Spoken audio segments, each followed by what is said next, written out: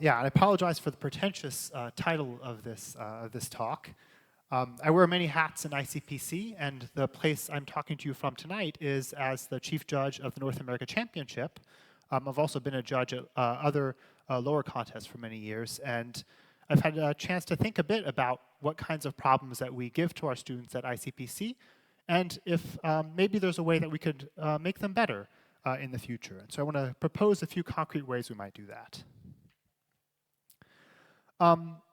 We've had some talks earlier today about problem setting, and at ICPC in particular, there's a lot of constraints on the problems that we can write for our contests. I mean, some of them are obvious. We want the problems to be interesting. We want them to be fun to solve.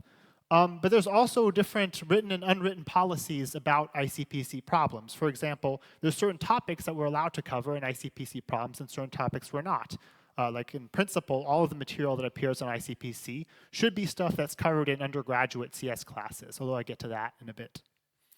A problem should have only accept or reject verdicts, things like this. But then there's also goals of what we want the contest to be like, and this was touched upon earlier tonight too, which is that we want the hardest problems, of course, to challenge the hardest teams. We want to have a clean cut between the teams that get gold medals and silver medals, that advance to the world finals and don't advance to the world finals. So we have to have enough hard problems to challenge the strongest teams, but we also don't want the weakest teams just sitting there and solving nothing the entire 5 hours. So we want the contest to be fun for the weakest teams too. And this dual requirement here really puts a lot of pressure on the problem set to accomplish both of these goals.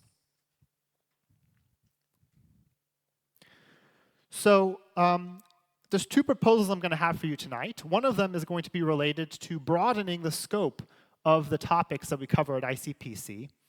And when I was giving a talk to some of my students about why they should compete in ICPC, one thing I did is I started making this plot. This is not scientific. This is me and my biases just putting random things on a slide. But I started making this plot of topics that are popular in competitive programming versus topics that are useful in the real world. And we can start with things that are in the top right. So these are classic algorithms that show up all the time when you're solving real problems, and are also topics that make for fun ICPC problems. And these are things like dynamic programming, brute force search with backtracking, things like this. These are the classics. There's more niche stuff that shows up every now and again on programming contest problems, that are also niche in the real world, things like FFT or disjoint set data structures. And then if we go down towards the bottom of the plot, these are things that show up a lot on programming contests, but don't show up a lot in the real world, at least in my opinion. Things like computational geometry, network flow, and really down deep at the bottom here are things like Mohs algorithm or the aliens trick, where if you go to anyone, like if you go to a professor of CS theory and try to talk to them about the aliens trick, they'll have no idea what the heck you're talking about, right? This is really a competitive programming only thing. And this zone down here is what I call the meme zone. And there's a region down here on the bottom, and that means there's also a region over on the left. Things that are very useful in the real world that are not covered much at all in competitive programming. And there's Gaussian elimination down here in the bottom left. Now, Gaussian elimination, of course, is solving linear systems is very important in the real world. Why did I put it down here on the bottom left? I put it down here because no one actually solves linear systems using Gaussian elimination, right? This is a toy algorithm. It's a toy algorithm that's used to teach basic linear algebra. But if you're trying to solve a linear system in practice, you're going to use a real linear solver. Things like the method of conjugate gradients, or LU decomposition, or Cholesky decomposition, things like this. And this never appears anywhere on competitive programming contests. And there's a whole bunch of other stuff here on the left as well, a whole bunch of numerical optimization algorithms, scientific computing algorithms, machine learning algorithms. Things are coming up more and more often in applied computer science that we don't cover at all in competitive programming. And I'll call this the numerical optimization abyss. And so what I'm hoping can happen is that we can start to broaden what we cover in ICPC to cover more of this abyss. Now I want to talk a bit about this theory that what we cover in ICPC is supposed to be what's in core computer science. And this makes a lot of sense why we do this, because we want, first of all, we want to be welcoming to newcomers, right? We don't want to have to say to students, in addition to all the coursework you're already doing, also study a bunch of this extra stuff before you can start to be competitive. That's not fun. It's good to have a clear curriculum of what you're supposed to train for and not be surprised by random topics you're not expecting. And it also makes sense to have a limited set of topics that's scholastic, that's covered in ICPC, and then once you start competing in code forces or more professional competitive program events, then you have to worry about broader topics. So that's the theory, but the practice is that competitive programming already has its own core curriculum. I think that if you're a student who's really strong at undergraduate algorithms, you'll struggle to do well at ICPC, maybe even at the regional level, because of the way that the two curricula have diverged over time. If you look at the kinds of problems that show up on ICPC, they're very heavily algorithms focused.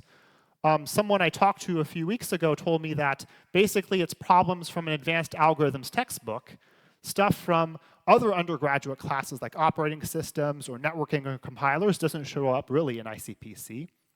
And even if you look at algorithms, it's kind of funny where we draw the line between what's allowed and what's not allowed. For example, calculus is not really supposed to show up on ICPC problems, but computational geometry, which I would say is a much more niche topic that probably our students haven't studied in detail in class, does show up quite often.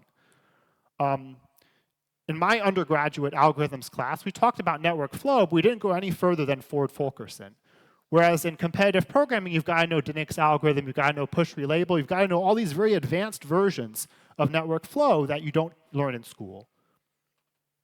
Same thing with this aliens trick, which I already dunked on a bit earlier, but this aliens trick is a very special case of the method of Lagrange multipliers, right? A technique for constrained optimization. And somehow this special case is allowed because it showed up one time on the IOI, so now it's somehow grandfathered in as an acceptable topic.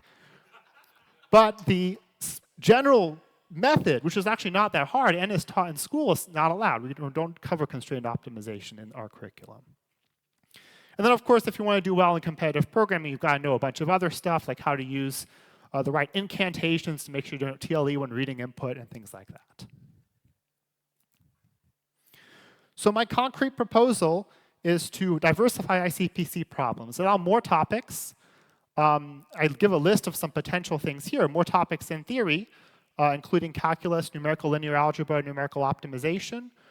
Some more systems topics as well, operating systems, databases, networking, and things like AI, computer vision, robotics, statistics. These are all places we could be drawing very interesting problems from if we wanted to broaden our horizons. Now, I can tell you part of the reason we don't do this is because we restrict ourselves to only what's allowed in the standard library. And so, for example, a lot of these numerical linear solvers, you don't ever want to code them from scratch. You want to use them as tools for solving problems, but no one wants to implement sparse Cholesky on a programming contest problem. And so I think what's going to happen if we want to start asking some of these more interesting kinds of problems is to broaden, not just wait for the standard library, which has happened, right? Over the last decade or so, the standard library of C++ has gotten a lot more powerful. And for example, regex used to not be, now regex is available in all the standard libraries and used to be something that wasn't available. But no one says we have to do this. No one says we can't start including other useful libraries in the set of tools that we have in the programming contest. There's algorithms like NumPy or Eigen, which is the C++ version of this, that I think could be included and would allow ourselves to be able to ask more interesting problems. Yeah, I mean, here what's the downside of this? Now we have some more algorithms we're using as a black box, right? Some people might object and say, well, really, we should be coding everything from scratch. We should be implementing everything.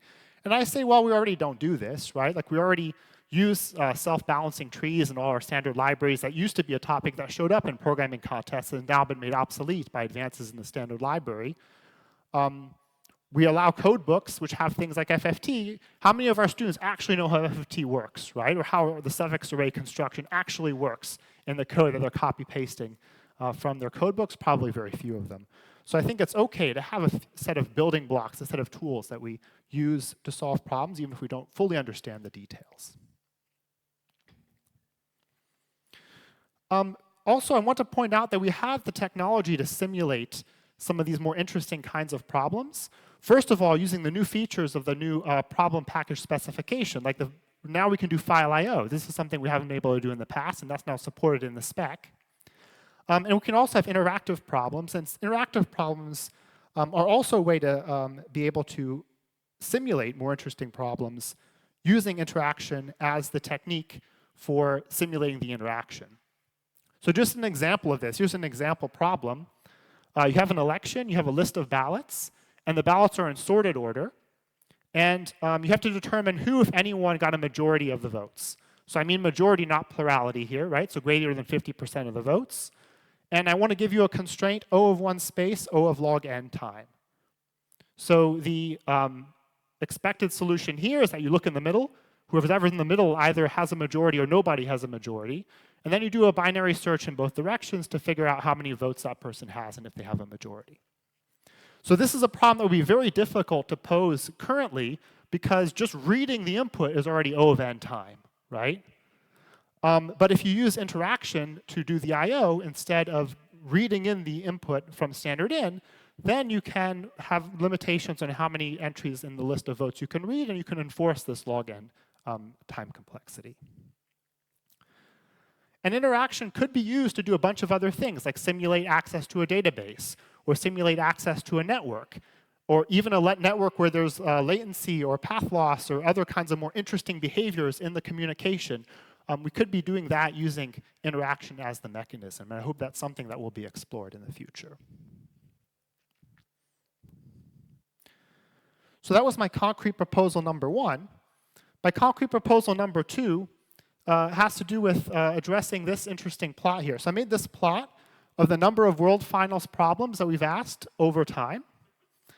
There's an outlier in 2020 because of COVID, and we had this extra long problem set because everyone had 3 computers. But even ignoring 2020, there's this pretty clear linear trend in the number of problems over time.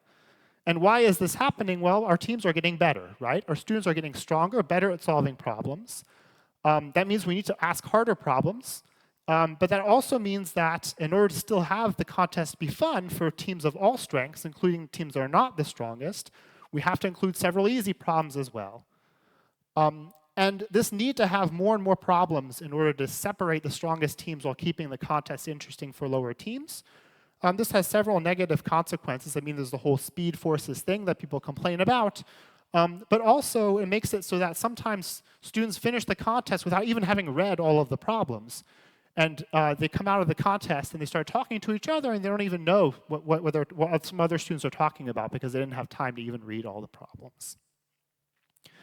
The other issue that happens here is that the contest can be not so fun for the weakest teams. I know that at our national championship and at our regionals, we have teams that sometimes only solve one problem. They solve one problem 3 hours into the contest. They're super frustrated during those 3 hours, and then they twiddle their thumb during the last 2 hours because they can't solve any of the other problems. And this is not the experience that we want our students to have. We want everyone to feel rewarded at the contests. So my proposal for addressing this, and this is going to be controversial, is that I think we should have scoring problems at ICPC. Before you panic, I want to propose a very, very limited form of scoring problems, and let me try to explain what this will look like. I want to introduce scoring problems in a way that least changes the experience of the contest for the stronger teams while making the contest more interesting for the weaker teams. And to do this, what I propose that we do is we take one of the medium difficulty problems, so not one of the hard problems that few teams solve, not the easiest problem that everyone solves anyway, but one of the medium ones. And we change it so that an AC earns 1 point, as usual. TLE-RTE earns 0 points, but wrong answer doesn't just earn 0 points. It earns some amount of partial credit between 0 and 1. Here's an example of how this could be done. This was a World Finals problem from a couple of years ago. It was a constructive problem where you were given some number of straight and curved train segments, and you're trying to make a loop that's as long as possible. The original version of the problem was, well, if you construct the longest possible loop, you get AC. Otherwise, wrong answer. And this is something that would be very easy to turn into a scored problem. You can just take whatever solution that the team constructs, and as long as it's valid, you can compare the length of the team's solution to the optimal length and give them partial credit based on how long they made their loop. So how would this work if we had this in the contest? Well, the strongest teams would just solve the problem correctly immediately and get 1 point, just like they do now. For weaker teams that can't solve the problem currently, what they'll do is that they'll submit their solution, they'll get some partial score, and now improving that score over the course of the contest will give them something to work on during the entire 5 hours. And each time that they come up with a slightly improved version of their solution, they're getting rewarded by seeing their partial credit go up on the scoreboard. It's like they're getting balloons without actually solving more problems, just improving what they're doing on that existing problem. And of course, this also makes the resolver more interesting at lower levels if those scores are changing. Now, crucially, what I want to make sure happens here is that there's no benefit in terms of score or penalty to any strong team to purposefully solve one of these problems partially, right? I want teams that can solve these problems fully to have no incentive to partially solve the problem before they go and solve it fully. I think that is really important to not change the character of the contest at the highest levels. Now, how can we do this? Some details. So IOI, for example, already does partial credit using test groups. So that's definitely one way to do it, is to break up the test cases into test groups. I kind of think it would be good to keep ICPC distinct from IOI. That's why I don't propose this immediately as the way to do it. But I think that is a valid way to do partial credit. There's other things, like I already mentioned, for constructive problems, you could allow suboptimal solutions. For interactive problems, it's very natural to just start applying penalty the more interactions you use beyond some fixed number, right? And to start taking off points. You could have partial credits for approximations. You could have it for based on how many, what instances of the problem you solve. You could do something like, well, there's test cases of various sizes, and you get partial credit based on the log of the size of the largest test case you solve, or things like this. Or partial credit based on how many corner cases you handle and tricky problems with lots of cases, things like this. Now, one tricky thing here is that how can we have scoring problems while still making the time penalty make sense? That's something that requires some thought, but I think there's a way to do it. So just to remind everyone, the status quo right now of how time penalty works is that there's no penalty if you never solve the problem. There's also no penalty if you keep submitting wrong answers to the problem after you have solved it. What matters is how many non-compile error submissions you have before the first time you solve the problem. And that determines how many penalty points you're awarded. For scoring problems, the way to maintain something close to this behavior would be to say that the number of penalty points you get is based on how many submissions you have before your highest scoring positive submission. So what this means is, again, if you never solve the problem at all, even partially, you don't get any penalties. Once you have your highest scoring submission, further attempts on the problem that don't improve your score don't penalize you. But then as soon as you submit something else that's better than everything you've submitted before, all your previous attempts up to that point now apply a penalty on that problem. The fact, and the fact that you do get a penalty for having submitted a partial solution will also discourage teams from submitting something partially before submitting a full solution if they think they can solve the problem fully. So that's it. So those are my two proposals for how we might spice things up a bit in terms of problems at ICPC. I know people love change, so I'm sure there's going to be lots of positive feedback on these ideas. But I would actually love to hear feedback that you guys have, because I think that some of these things are things that might be implementable in the midterm future. So thanks so much.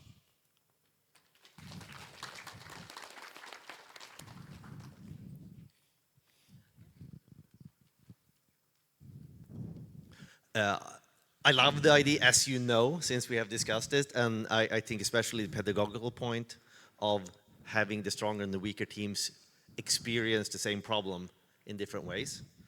As a teacher, that is awesome, because that means that they will have read the same problem, and when we give them the students that did only the minimal, they will know what we're talking about when we give them the full solution. So they will actually learn something. Whereas if you had the hard problem that you never really got into, you will not be able to grasp the solution at all. So I love this. that said, the example you gave, I think, is the very wrong way to go. Where it sounded like you were saying partial solutions will give you score based on how good the partial solution is, which means a point score between 0 and 1, you know, a continuous function. The reason for this is this will basically be IOI style scoring. There is a reason why penalty isn't used in IOI. It's because it would be immediately meaningless, because a 0.0000000001 score increase is more than any number of minutes, so the minutes won't matter, only the score will matter. So I don't think that's the way to go with that example, but everything else you said can be done in ways that avoids that. So I don't know if that was just me misunderstanding your example. Yeah, so let me try to explain. First, I completely agree. There's no point having a time penalty if you're looking at parts of the scoreboard where there are fractional scores, right? This I completely agree. But the implementation I'm proposing is you don't have scored problems at the very top end, right? You only do this on medium difficulty problems. So I expect, under my proposal, if you look at the top of the scoreboard, every score at the top of the scoreboard is going to be integer, because the teams at the top of the scoreboard will have completely solved the problem, or just not bother to try to solve the problem. And there the time penalty matters. And then towards the bottom of the scoreboard, yeah, sure, maybe their ties are broken based on some decimal digits, and the time penalty there doesn't make as much sense. But that's okay, because down there it doesn't really matter that much what the time penalties are. Yeah, go ahead. Sure. Thank you, Etienne. I like the second proposal. I'm less convinced about the first, but that's okay. One of the things that gives me a bit of pause is that there's a bit of a paradigm that as a contestant, you should know whether your algorithm is fast enough before you even start typing or anything like this, right? And this seems to be not so true of some of this numerical optimization stuff, right? It will be difficult to guarantee or to be confident that your solution is actually fast enough. Do you see that that paradigm might have to give way a little bit? Yeah, so I still think that we want this, right? I would not want problems where contestants are not confident that a correct implementation is going to pass before running the code. And so, for example, convex optimization, this is a case where you can really be sure and can prove bounds on how many iterations you'll need to converge, right? Non-convex optimization, even then, maybe with a good initial guess, you have local convexity and you can prove things converge quickly. So, of course, this requires some thought. I agree that there's some delicacy there. There's also some delicacy to what counts as a right answer, because you're going to get inexact solutions to some of these problems. This has to be thought through carefully, right? But I think that's not a reason not to try. Hello. Yeah, there's a question back there. Maybe, can I go first? Oh, yeah, sure, go ahead. Yeah. Maybe you missed it. But yeah, I mean, we have 13 minutes to go, so plenty of time to ask questions. So in conjunction with the discussion we had yesterday in the symposium, RCD, or Regional Contest Director, I might preface with this that it might be a little bit premature conversation, but I'm just curious about what your thoughts are on introducing LLM to begin with. And so if we do, then there's another dimension of scoring. How does the scoring work with respect to that? So as I mentioned, it might be, we have to think about this a little bit, because I mean, now there's a time dimension. Another dimension is obviously like a partial scoring, but now another third dimension is that, how do you penalize the people using LLMs, if any, or we should not? Oh, yeah, I don't have a good answer to that. I mean, my personal opinion is that we should not allow AIs on contests. I think that contests should be a showcase of human achievement, kind of the way that chess competitions are, and that, yes, of course, there's engines that can beat any human at chess. We still enjoy playing chess with each other. Yes, there's LLMs that can trivially solve our problems. That doesn't mean we shouldn't still showcase human problem solving at events like ICPC. Of course, there's many alternative opinions. There's a lot of disagreement about this. Right. If we were to add LLMs to the contest, how could we score them? Yeah, it's difficult. There's been an idea floated that maybe there's some way to quantify the amount of effort that the LLM has spent on your problem, right? Some kind of AI credit system, and to rank based on this. This is, of course, just spitballing. Right. Yeah, I mean, that is in line with my expectation on how it should be also, but I mean, with a light condition that I haven't actually thought about it too much, but But in some sense, the sequential, more of a question that I was actually waiting for is, with that in mind, then it's a partial scoring, but now there's another concept of a lot of people thinking about it, right? Like a Premier League versus like a amateur league, or Division 1 versus Division 2. Do you think it's actually a good idea to have Premier 1 where the only strict scoring is being used, so that we can actually, let's say, make it competitive as much as possible, but very cutthroat? And then you have a Division 2 or minor or some other amateur league, quote unquote, that is using any kind of scoring system that actually we propose now. Yeah, so I think I'm in favor of divisions in general. I think that's good. I think that broadens participation, and I think that's great. So I am a big favor of multiple divisions, especially at the regional level. But even within a division, there's still a discontinuity there, right? This is the machine learning era. Everything has to be differentiable, right? And I think making the contest experience differentiable across the Division 2 to Division 1 boundary would be good, where the experience for the weakest Division 1 team is still good, even if there is a Division 2 that serves a purpose for the weakest teams. Yeah, I was wondering, so you said that you don't want to apply partial scoring for time limit and runtime error. Now, well, runtime error, I get, but have you thought about somehow apply partial scoring for submissions that don't use the right complexity algorithm and still have partial scoring for something like that? Yeah, that's interesting. Yeah, maybe there's a soft and a hard time limit, and in between the two, you start losing points if you're too slow. Sure, that's interesting. Okay, but you didn't really concretely think about how to do that or so, because I think the other one. I haven't thought about this. Mainly because there's not a direct way to implement this using current tools. So scoring problems are a thing, right? And there is contest system support for them. So having easy test cases and hard test cases and getting different credit based on which ones you solve in time is currently possible. But having a system where there's a sliding score based on the time that you took to solve a certain set of test cases is not currently possible using existing tools. That doesn't mean it can't be done in the future, right? And I think what you're proposing is interesting. It's just not immediately implementable. Mark? Yes.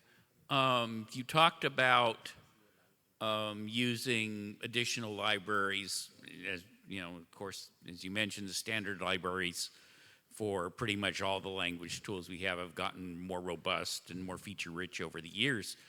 But you're talking now about bringing in well-known, but still typically third-party libraries. And, of course, that means the users have to know how to use them. And as the contest is structured right now, for any given problem, you can choose to solve it. Whether it's a good choice or not may be debatable, but you can choose to solve it in Python, Java, Kotlin, C++, or old-fashioned C. Right. And are we going to only do this for languages where there are comparable libraries for all 5 of those?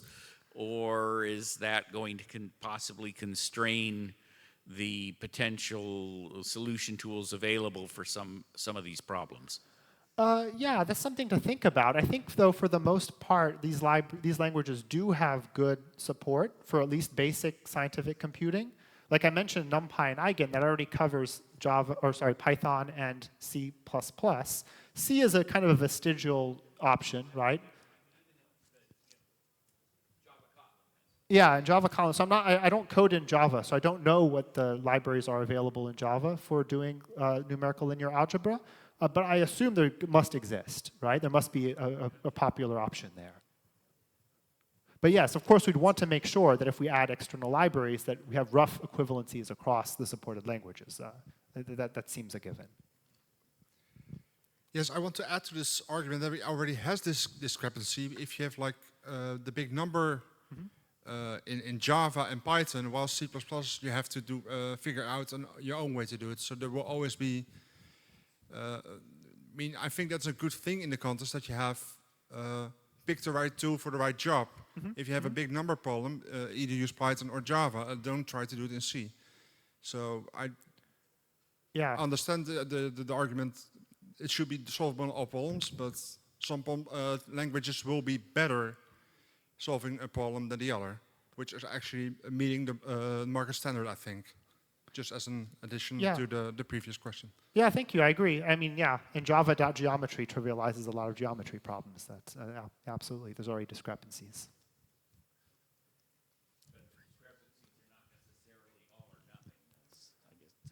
I guess the only thing there would be the discrepancies are, I mean, you're right, big integer, big number, geometry, all of that is true, but if you're putting in a new numerical, like you said, I think you mentioned NumPy, you'd want to have at least something roughly comparable, I think, because otherwise it would be almost impossible to implement. But no, point taken. Okay. Arup has a question.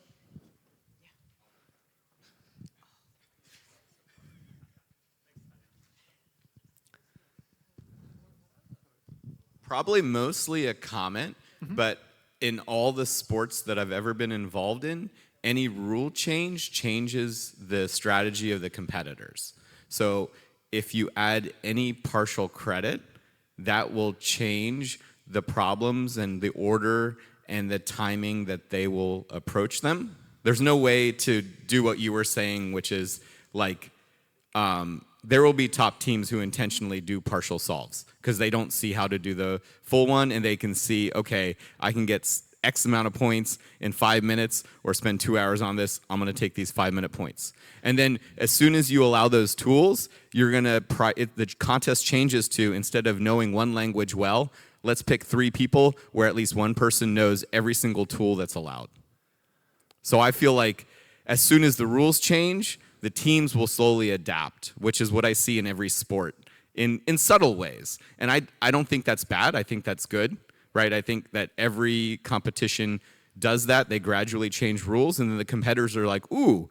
And then the competitors who do best when the rules change are the ones who figure out fastest how to adapt to the new rule change best, and then everyone copies them. Yeah. I mean, I agree with you. My goal here would be to disturb the strategy as little as possible, but zero change in strategy is, of course, impossible, right? I agree with you that any change in the structure of the contest is going to change the optimal strategy of the strongest teams. My hope would be that it wouldn't significantly do so in a way detrimental to the spirit of the contest. And as for new tools, yeah, I mean, I think that if NumPy starts being allowed on contests, yes, I do expect all teams to have a NumPy expert or to have someone familiar with NumPy on their teams. I don't think that's a bad thing. Of course, I don't think that you'll necessarily have to cover all the bases. Like, I don't know how many teams actually have a Kotlin expert currently, right? Yeah, I noticed that we have 3 minutes to go now, so Okay. I'll be quick, but, and then probably we can talk about this after, in the after party. But the real question, maybe, if you are to actually implement this, I think that it will probably not get decided unilaterally, right? It's probably consensus or something of that variety. So, have you thought about, now that you have given the proposal, like how you want to get the buy-ins and actually implement this? Yeah, change in ICPC is hard, right? Change in ICP is hard. World Finals have done their thing the way they've done it for many years, and they're reluctant to try new things. National championships want to do things the way that the World Finals do them. Regional contests want to do the way that the championships do them, and so there's kind of this circular thing where few things change. So I'm hoping to see some trial, right? So some people just boldly try these things. I don't expect to completely change how every contest in ICPC is run overnight, right? But I'm hoping that there's some bold experimentation.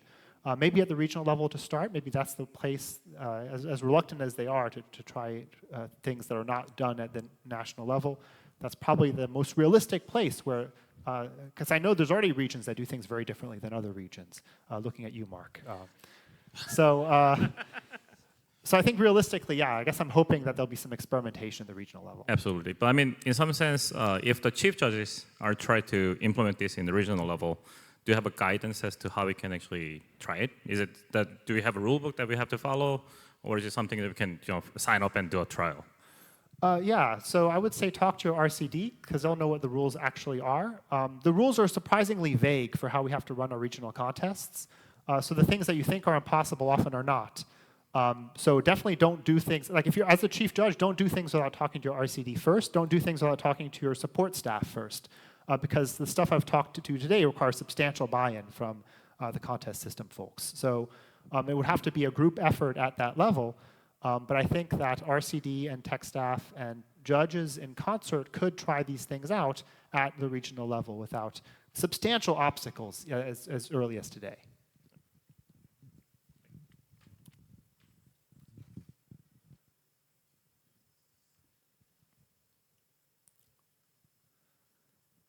Yeah. Which of the two do you think is most likely to happen? Like increasing the curriculum or the change to scoring? Well,